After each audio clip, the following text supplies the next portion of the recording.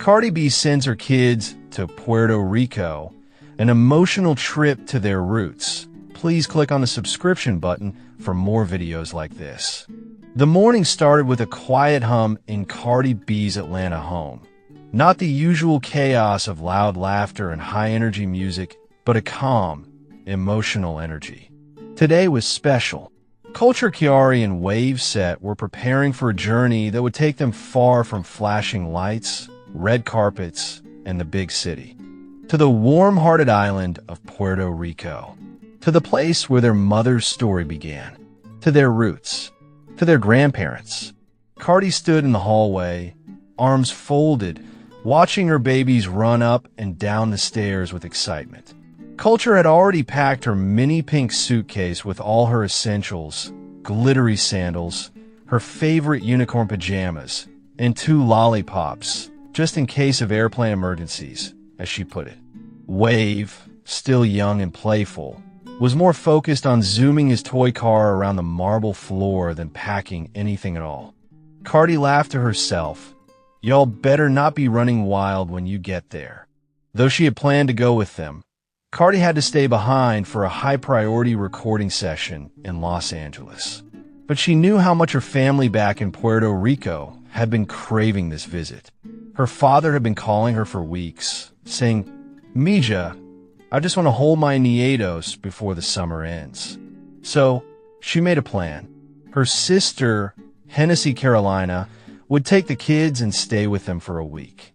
2 trusted nannies would be with them at all times, and Cardi would be on FaceTime every single night. It wasn't ideal, but it was important. At the private jet terminal, the sun was just beginning to rise. The white and gold G550 sat gleaming on the tarmac, and the flight crew had already prepped it with everything from Culture's favorite snacks to Wave's toddler movies. Cardi stepped out of the SUV in sunglasses, her hair wrapped in a silk scarf. But behind those shades were glossy, teary eyes. She knelt down to hug Culture tight, placing a soft kiss on her forehead. "Listen, Mommy, be respectful. Help your TT, and give Abuelita a big kiss for me, okay?" Then she turned to Wave and gently rubbed his curly hair. "You better behave, boy. No biting anyone this time." Hennessy chuckled, helping the kids board. Cardi stood and waved, holding it together like a strong mom would. But as the jet lifted into the sky, she whispered to herself, "They're going home." Puerto Rico. When the plane touched down in San Juan, the kids were met with a wave of Caribbean warmth, literally and emotionally. At the arrival gate, Cardi's grandmother, Mama Rosa, waited in a bright yellow dress, holding a bouquet of sunflowers and tears in her eyes. Her arms opened wide as Culture ran into them, followed by a stumbling Wave who was more interested in the pigeons flying nearby. "My babies. Ay, Dios mío.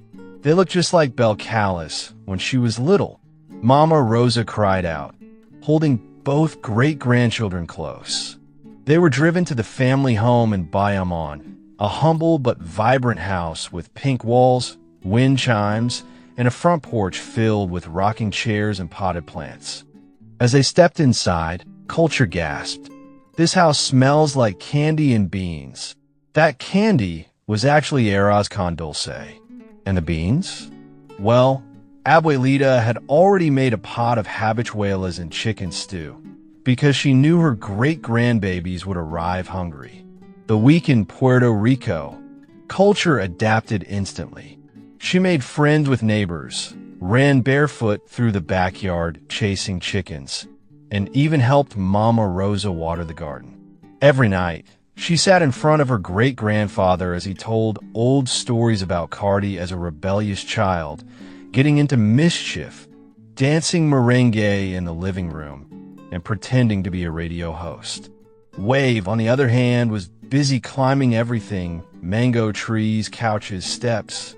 His favorite spot became his great-grandfather's lap, where he would fall asleep every afternoon after playing with wooden toy cars his abuelo carved just for him. They went to the beach in Luquilo. They fed horses near a sugarcane field. They visited the little local church where Cardi was baptized. Cardi would call every night, sometimes getting emotional just watching her babies eat pastelillos and laugh with people she hadn't seen in years. One night, Mama Rosa brought out an old photo album. Culture sat on her lap while Wave chewed on a plantain chip. Page after page, she showed them photos of a young Cardi in school uniforms, at quinceañeras, holding trophies. "This was your mommy when she got her first A+, she said proudly, kissing the photo. Then she pulled out a letter, a handwritten one Cardi had sent home years ago during her early rise in music. "Tell Poppy I'm doing this for us. For our name. One day I'ma make the whole world know where we come from." Culture looked up. "Did she do it?" Mama Rosa smiled. "Yes, Mija.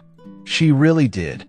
Coming back, with a new love for their culture when the kids returned to Atlanta a week later, Cardi met them at the jet with arms wide open. Culture ran straight into her hug. "Mommy, I learned how to dance bomba." Wave screamed, "Abuelo," as if that explained everything. He didn't stop clapping and giggling. Cardi picked both of them up and held them close. She could feel something was different. They were a little more connected, a little more rooted. "You guys liked it?" she asked.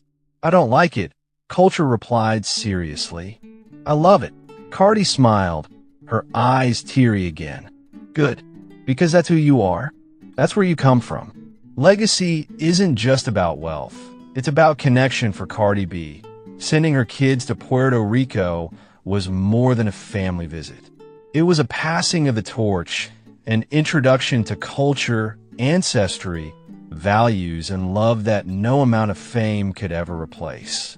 She knew now that no matter how far her career took her, the roots of her legacy would always lie on that little island, with the sound of coqui frogs at night and the taste of sofrito in the air.